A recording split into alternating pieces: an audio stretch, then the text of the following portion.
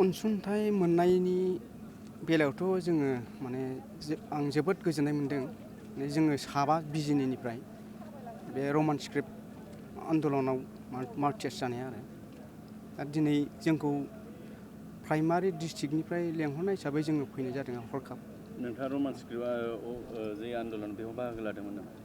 जोंनि फादारा मार्चार्स जादोंमोन आरो जों बिनि फिसाला जाहैबाय आङो। मा सनाव जादोंमोन? 1974 दिनै जे बे बेसेबां मोनखो? बे 50,000 मा बुंगोन प्रमद बर' बिथांखौ? 50,000 बे अनसुंथाइ होनायनि थाखाय आं जोबोद गोजोननाय मोनदों आरो सारनिसिम माने रोजा रोजा साबायखर थाबाय। जाहाथे माने उनाव बिदिनो जों सालायलांबाय थानो हायो सारा। बेनि थाखाय आङो सारखौ धन्यबाद जासिबाय।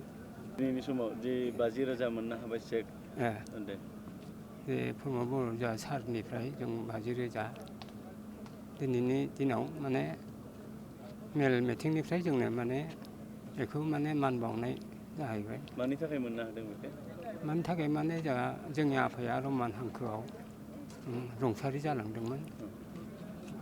बेखिनिखौनो आं बुंनो हायो। बेसेबां बोसोर जाखो बे? गोसोआव थाया, गोसोआव गैया। आं बेखिनिखौ बुंनानै फोजोबनाय जाबाय।